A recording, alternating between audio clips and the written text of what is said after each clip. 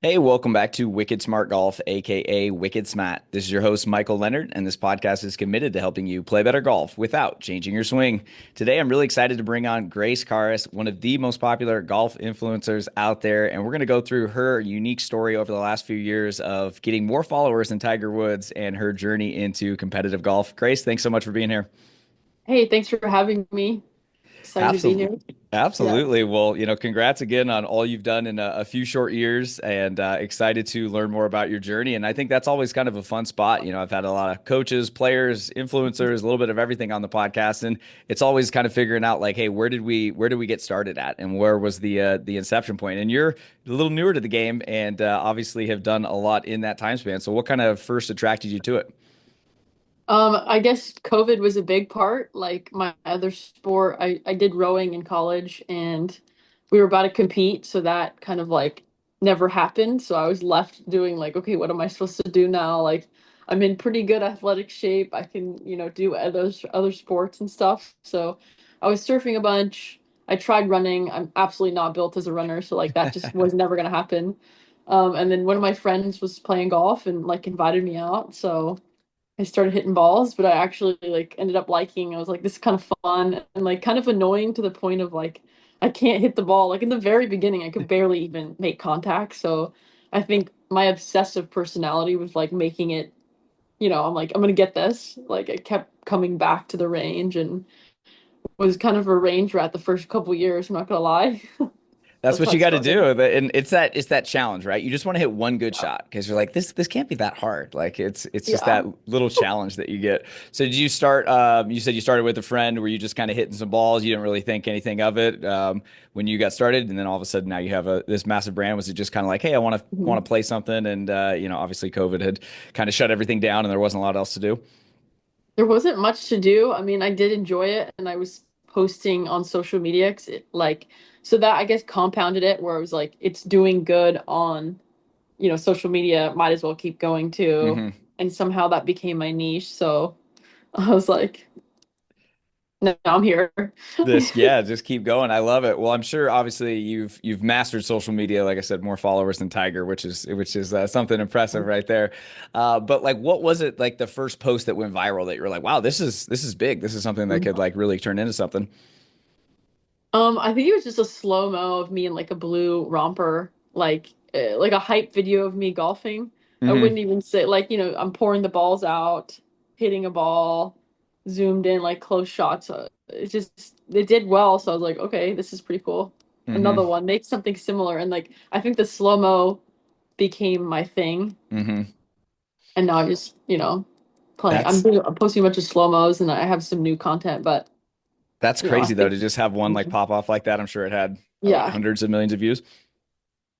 I think well, the first one I had was like 10 million or something. Wow. And Okay. that was like a crazy number to me when I That's first yeah. started. It was like 10 million views. Oh my God. And then now, we have a couple 60, 70 mil or whatever. Those are a little bit more wild to think about, but the first Yeah. 10 million was like incredible. That's fantastic. When you started posting and then it started going viral, then were you like, okay, I want to do the golf thing, I want to do the content creator? Like, how do you balance that? Because I mean, your swing is fantastic. I mean, what's your handicap right now? Right now like a 1.4, but my low was a point 0.8. That's But I that's also like crazy. I feel like I don't post enough on Gin to like have a super accurate one because I'm like I've had some low rounds in the last couple weeks that I just like who cares if I'm not winning tournaments, like it's not like handicaps. I don't know, for that's like how I see it.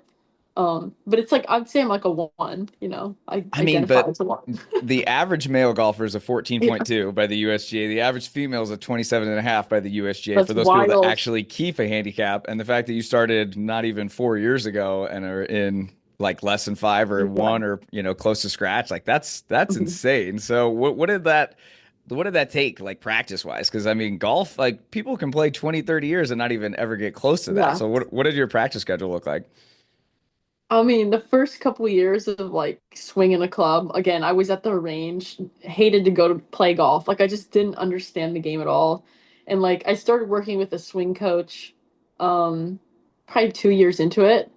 And he was like, "Hey, you should go play nine or like go play nine or do something like go play." And I was like, "Nah, like I'm good." I don't know what hooked me on the game. I think watching a little bit of pro golf and then seeing other people score and then being frustrated with not being able to score well. I'm like, why am I not scoring well? So like that kind of looped me in. But I don't know, a lot of people around me encourage me to go play golf. So then Hmm. now I'm obsessed with just playing and I almost don't spend enough time on the range. It's like Hmm. finding the balance between the two. I think playing is way more like helpful than just being on the range because you can get in your head so easily at the range. And I'm like, the swing's good enough. You can get by. You don't have to play with a perfect swing to like actually have fun and play golf. So, Yeah, I mean that's yeah. kind of what my Yeah. brand's all about too, is better golf without swing changes. Because it's like we get in Mhm. this like we said before we hit record, you get in this habit of like thinking you have to just be mechanically perfect, and like then you just Yeah. get in your head, and then bad things happen, and then you get down on yourself, and then you get in a slump, and it's like hard to get out of it. So yeah, Yeah. getting on the course, you learn how to play golf, and it's Mhm. funny because we're in this weird sport where you practice on the range, play on the course. It's just very different than basketball, football, rowing, like anything else, right? So it's Yeah. very different in that sense. So let's say there is someone listening, they're a 10, they're a 15 handicap. What would you say would help them get to, closer to that five or less that have really used, whether it's a Yeah. mental, physical, fitness, anything that you think can kind of help some of those golfers? You said a 10 going to a Yeah, 5. let's say they're like a fifth. Okay. Let's say the average. I mean, my audience is mostly male. We'd say about 85%. Yeah. So let's say the average male is a 14. So let's say they want to get to a five. Like, what was maybe one or two things you Okay. think helped you a lot? I think short game, getting on the green quicker, like prioritizing, I got to get on the green, like Mm, prioritize that and then making putts. I'm telling you, if you make putts, like you're going to score well. There's half my strokes are from putting or not being on the green fast enough. I think one of my tournaments, like we'll get to this later, but like I hit maybe one green and I was like, you got to be kidding me. That's like you're just fighting for your life out there. If you can't hit a green, it's just like you're That's battling true. to make pars and it's so hard. You're just like, okay, I got to make this 10 footer for par right now, or this 20 footer. And it kind of sucks sometimes. But scoring, yeah, get on the green and just try to be in play. You don't have to be perfect. You don't have to hit Hmm. it that far. Just like, I think a lot of people can get in their heads about, like, oh, like that guy outdrove me and he's shorter than me and he's not even like as big as I am or something. And it's really not that important. Like his game is don't compare yourself to other people. Just like Hmm. prioritize like the task at hand, and that's I think what helped me score a little bit better. I think that's so good. Isn't it easy to do though? Just like watching, especially So when in bad. your, in the social media, you see, Yeah. these golfers, this golfer, and it's like Hmm. you never feel like you're good enough. And I remember I had someone tell me like, there's always gonna be someone that's better than you at golf. There's gonna have more money than you. They're gonna be fitter than you. Just accept that and just run your own race. And I was like, Yeah. that's really, I think can help every golfer. So that's really good advice. You also said get on the green faster. I think that was important. So not only short game, but getting on the green faster. Did you find you did anything specific like? Was it clubbing up or routines? Anything you found that has helped you hit more greens? Because studies do show more greens directly correlate to lower handicaps. I think cone of misses is the bit like something that changed my game of like okay, so my ball can go, 20 yards right and 20 yards left. Hmm. So putting it in the center of the green instead of going after a pin sometimes is like it's a lot closer than it looks when it lands. So sometimes I'll hit it like I'm like, oh shoot, I pulled it and it's like 30 yards left, but it's pin height and you're actually like 30 feet. And I'm like, okay, that's Hmm. not the worst thing in the world. Um, so I've been getting used to that. Whereas like if you're always firing at pins and then you pull it left and there's water or there's like sand, it could turn out to be a disaster. Hmm. So I'm like prioritizing just getting on the green, even if you miss it left or right, you're still on somehow. Like you have a chance. You have a fighting chance at a birdie or even a par. It's great. Yeah, that's good perspective though. I mean, because it really does, it feels like you're fighting for your life if you're missing greens all the Yeah, time. And it's fun if your short game's on, but if it's not, it just feels like you're just like a little bit off. So it sounds like battling. you've had to kind of like you have to think your way around the course, right? So it sounds like you've done pretty good with that. But like what about short game stuff? I know you said you were working with a swing coach. Did you get any help on that side of things, or was that just like you go to the chipping green or putting green and kind of figure it out? I think a lot of short game has been just me. I've had some really good players come in and out of my life, like friends and stuff, or people I've met on social media that have given me like tips. I think I get a lot of shit about my putting grip, which I don't think is What anything kind of putting crazy. grip do you have? Just a normal, like literally a normal, like Tiger Woods one. Like it's pretty normal. Okay. I don't know, they're just like I used to use my whole body at one point or just grip it weird or this left finger would come down the side. So Kind of like I like don't know. People were yeah, Brooks does that I think with his right hand. Yeah. oh, I Okay. can't do it. I had to get rid of that. So now I feel like I have a decent stroke. I just think Hmm. speed reads and tougher or stuff are hard. And then you get like overly obsessed with like doing putting drills. Hmm. And for me, I feel like that actually like ruins my short game when I'm like obsessed with a drill. Like I bought this thing called a putting plate where it has these two little balls and you have to hit Hmm. it through the gate. Yep. And so you make sure you're online or something. And putting went to shit after that. So I was like, okay, put the putting plate away and just kind of like prioritize the task at hand of like, okay, Yeah. ball to hole, ball closest to hole. And instead of trying to like always make a putt, like maybe just put it close. It's okay to Hmm. like not make it. Like just put it close.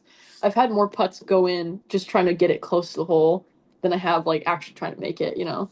Yeah, I mean, honestly, So there's a couple of good things there that everyone can benefit from. First off, sometimes there's too much technical work, right? Like the training yeah. aids are good to an extent, but if that's all you're thinking about, it's like having training wheels. And then you get on the course and you don't have all that, so it's going to make it really hard. No. So it's like I like to start if I go like have a 60-minute practice for putting. I'll just do like Yeah. 10, 15 minutes with just the mirror or the putting thing from Y Golf I use, and then I go into like feel and speed and routine and stuff. So I think that's Yeah. really good that you brought that up.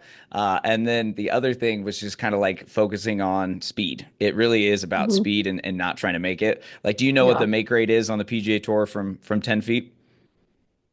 I think it's like 70% or something, right? Or is it lower than that? 42. Oh, okay. Yeah, way lower So than that. yeah, so I the thought reason I think 8 feet I feet's like to like bring that up though because we get these unrealistic expectations. Like Mhm. my second book is so big because there's so many like stats in there just to help people reset. Because like for me, I used to get like Hulk angry out there because I'd be like, oh, I missed a 10-footer, and it's like, well, Tiger's not going to It's make that, okay. you know? It's gonna be okay. Yeah.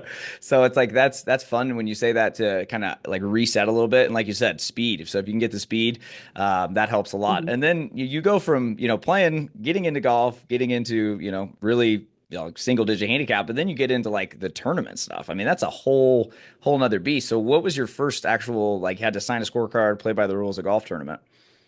That was last like August. It was like a club championship in Dallas. So it was a random thing I found on amateurgolf.com. Nice. There were four girls in the field, so really crazy field. Hey, it's all about getting Crazy in field. reps. But that was the first time I actually broke 80 was in that tournament. So I went Wow. 84, 76, and I was like, God bless, I did it. Nice. And that whole round is on my YouTube, which was crazy. But that was a cool moment to have to like sign it. And I had no idea what I was doing. And I think first day out there, I was so in my head. Uh, I was kind of lost the first day. I was like, hey, what do I do? I trade the card and like who should I sign? I think first day I didn't even keep my own score. I just thought you like keep the other person's oh score. yeah. Yep. So I was like, oh, Grace, what are you doing? No, there's no judgment. Like everyone's made those Oh, mistakes. it's I mean, you bad. see it at the highest level still. People aren't signing scorecards and getting DQ'd. I mean, like there's Oh there's my God, I so know. many things and you have all that elevated pressure and stress. So we get a lot of tournament golfers. I just published my third book all about tournament golf, and I know a lot of my audience is getting into their first tournament. So what would you tell someone Yeah. that is ready to do their first club championship or first one from amateur golf? Ooh. Make sure you're on time and don't overthink it. It's like if you play good or bad, it's not gonna matter. Like even if you shoot 110, like people do that all the time. It's fine. Mm-hmm. It's gonna be okay. There's gonna be another tournament. I think in my head, like my second tournament, I did pretty bad on that one. And I was so in my head and my expectations were like through the roof. Mm-hmm. So for me, I'd be like, okay, just try and like shoot a decent number. Don't try to win, don't try to play second, don't try to do anything crazy. Just like have fun, hit the ball, try to do your normal thing and don't get in your head about it. Let yourself like just play golf. I love that. Yeah, get there early too. Nothing worse than being like flustered and like Oh my, yeah, rushing through it all or traffic, whatever happens. stuff. So what changed from the 84 to the 76? I mean, both those are good scores. I mean, especially your first tournament. I know a lot of guys that would love that. But like what did you do from day 1 to day 2 to kind of turn it around and break 80 for the first time ever in competition?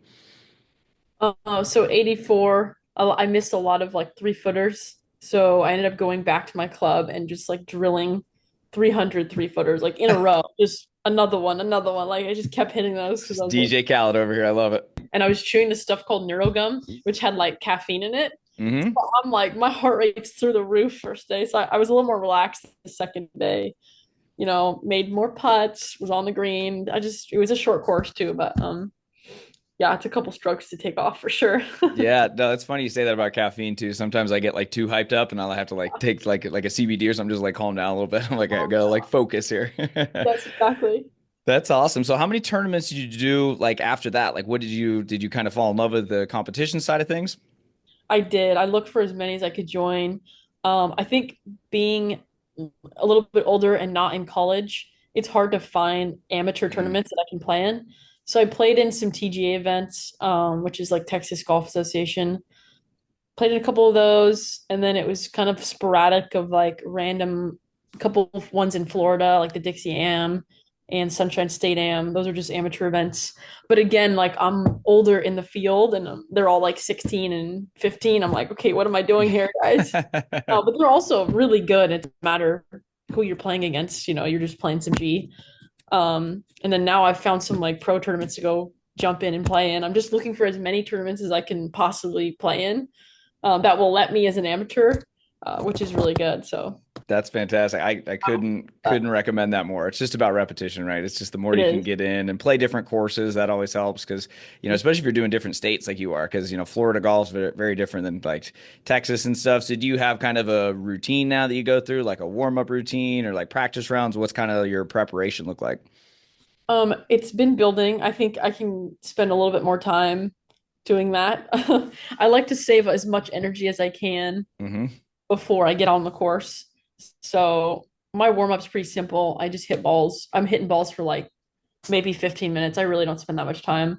I start with my 60 pitching wedge, 8 iron, one of my wood, so 7 wood or a 5 wood Hmm. drivers. I'll hit like if it's feeling good, I'll hit like 4 or 5 drives and I'll be like, that's good, and then I'll Same. move on. Literally, Yeah. I'm like, a lot of people I've heard that they play the first hole on the range, like they'll hit a driver and then whatever they'll have in, and then a wedge or Hmm. something, whatever. I haven't found anything that works specifically well for me. So I just hit a couple balls and then I'll go to the putting green, putt a couple. I Hmm. probably won't even chip. I mean, sometimes I'll go chip, but I'm like, it's fine. Do you do you As long get as those it's not people. do you get those But first tee jitters a lot? not as much. I think first day in a new tournament that I'm a little bit more nervous, but it's Hmm. gotten so much better the more I've done it, I think. And I'm pretty relaxed out there. I'm just like, hey, I'm just gonna play some golf. Like it's not second day's very relaxed. First day's a little bit more nervous, but Hmm. it depends on like the intensity too. Like the first LET tournament I played in was like there's so much going on and there's people they're coming up to you like, hey, we're having a film crew come with you. I'm like, guys, I can't handle this, is too much for me right now. Yeah, we got to get into that because that is Yeah. absolutely like crazy. You'd only been playing golf not even 4 years, and then you got Oh, into a professional event. Take us through how you got invited, how that all worked. I yeah, mean, like you said, it's very different than doing like a Texas Golf Association event. So a little where bit was different. it? What was it like? Okay, so I emailed around pretty much. I was just like, well, I have a friend who was trying to get into some European starts or whatever. So I was like, oh, I bet you I can try and get a sponsor invite or something. So I think I emailed two events that were kind of close in the dates. One of them, the email wasn't even working, and the other one was the one I got into. So like pretty much emailed a random thing and then it worked out. But they just were like, okay, yeah, we can give you the sponsor invite. It was in Tenerife, Spain, which is an island off the coast of like Africa, pretty much. So it's far. Wow. I made like I actually got the invite pretty much maybe 2 weeks in advance or a week in advance. Jeez. It was Okay. last minute, so I was like, okay, let me find some flights right now.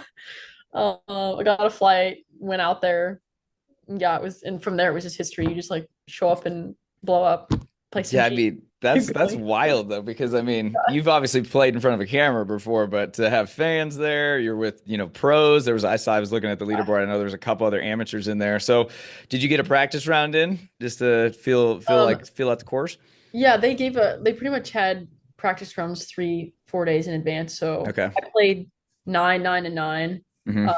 There was no carts. You're just walking, carrying your bag. And I was like, okay, I'm kind of exhausted. Like, and the course had the most elevation change I've seen in a while. Like, I've played Kapalua, I've been to Augusta, and I've seen how much elevation change those Hmm. have. This was very similar. What it was like, the high point I think was like 1,200 feet in elevation, and the low point was like 250.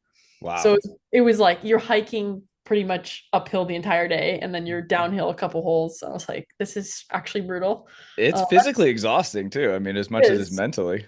Yeah, so I think a lot of people were trying to save energy in the practice rounds. Hmm.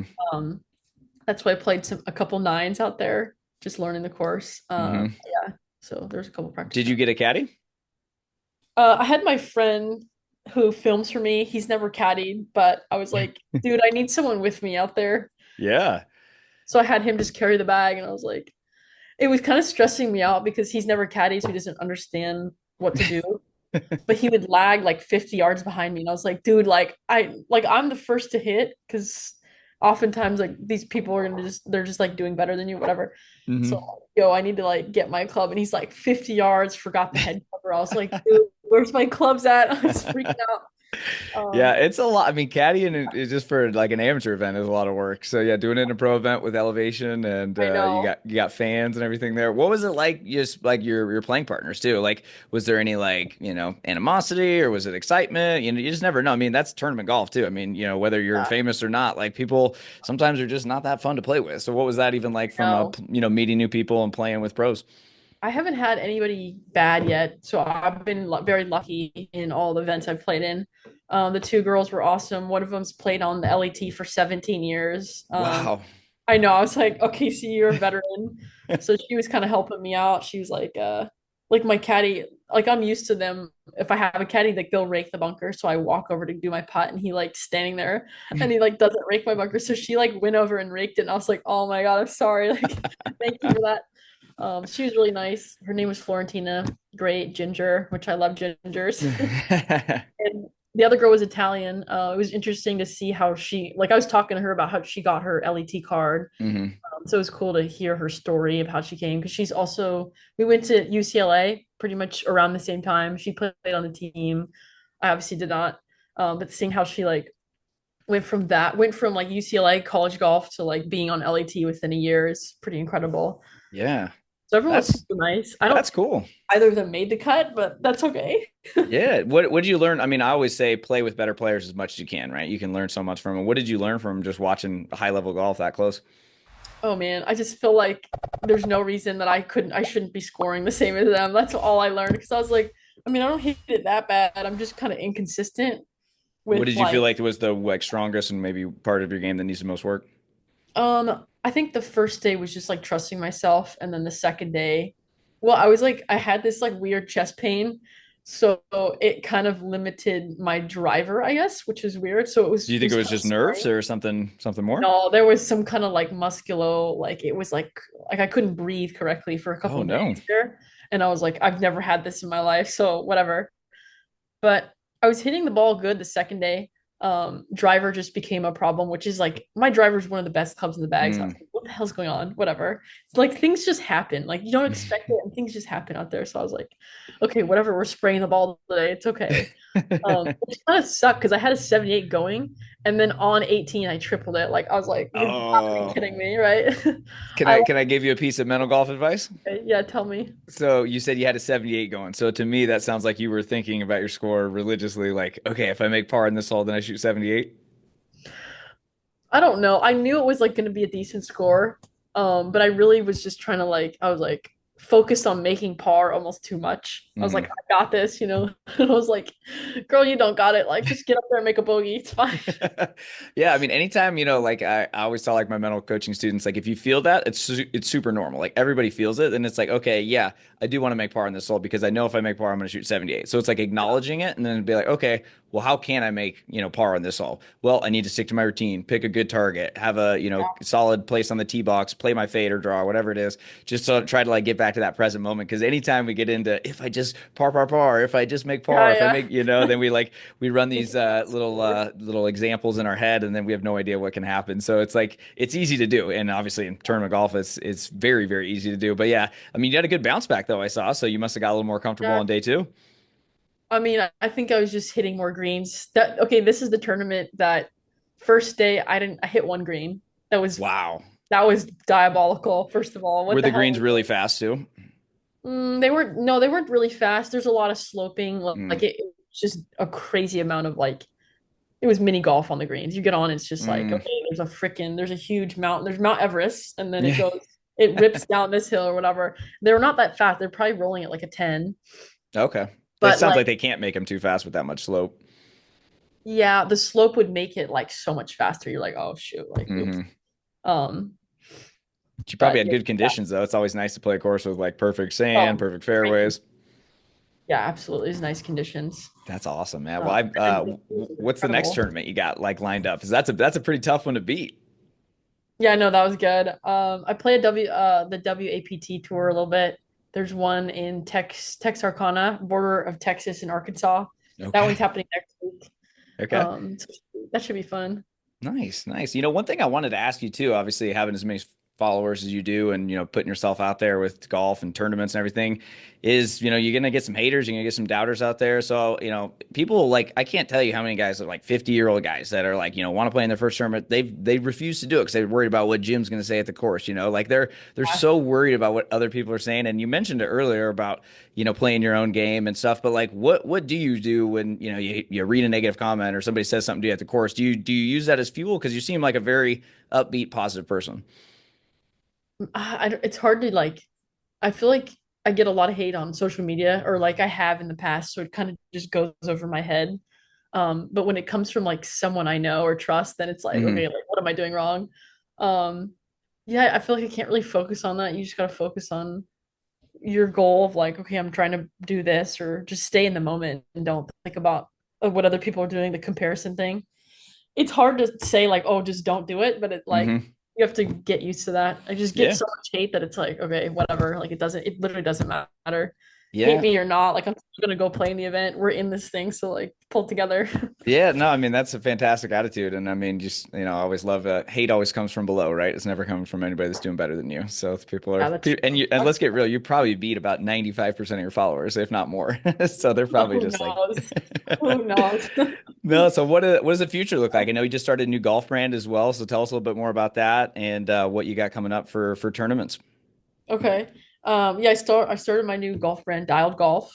Launched it first day of the Masters, like Monday of the Masters. So that was April Nice, something, April 14th, maybe. Pretty new. Still doing fulfillment on those. We got some golf polos, t-shirts, hoodies, stickers, ball marks. I'll send you some stuff too, so you can check love it it. out. I like the hats. My hats are like I was like, oh, these hats are cool. Like Hmm. I was pretty So is proud of it them. primarily apparel, and you just want to reach Yeah. different? Is it for men, women, everybody?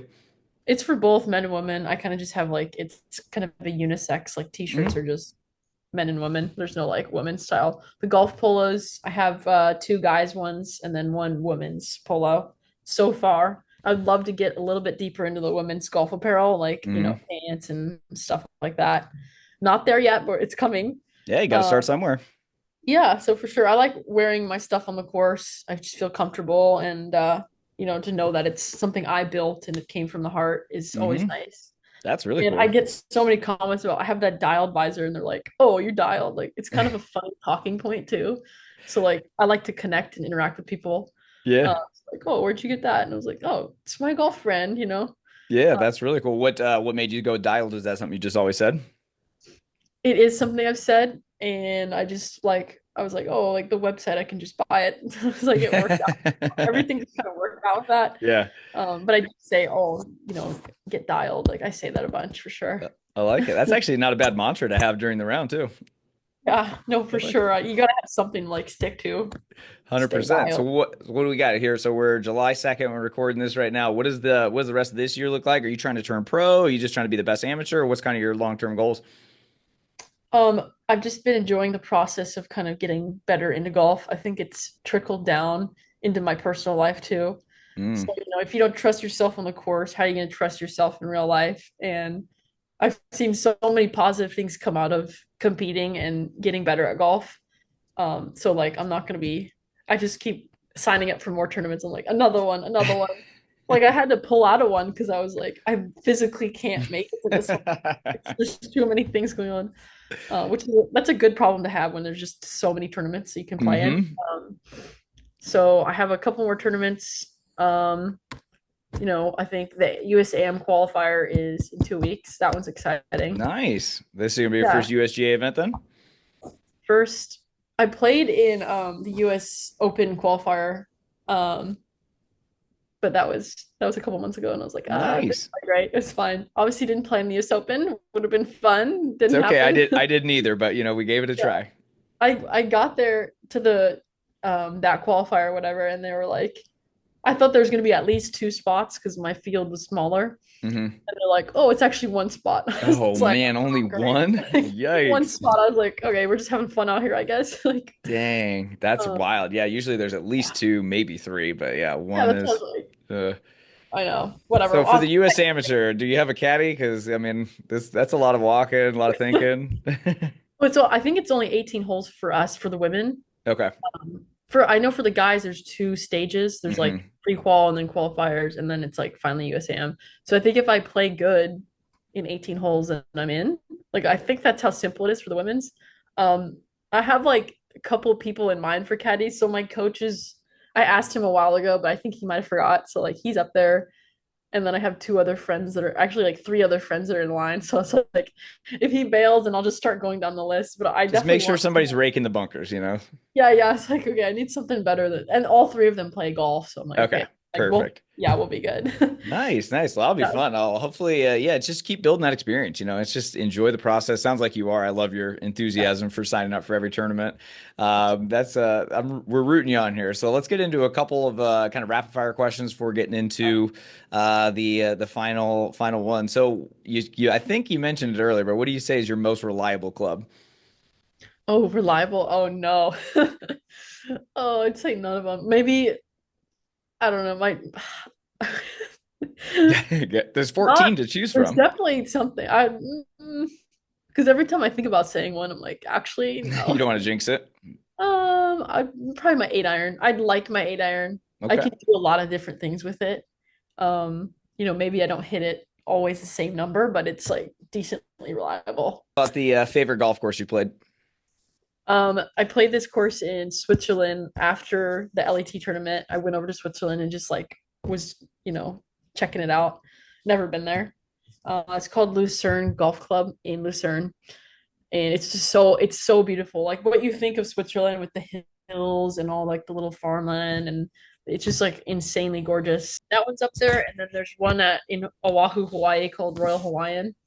It's just in the tropical jungle, so it's just a cool scene. I wouldn't say the course Nice. is in great condition.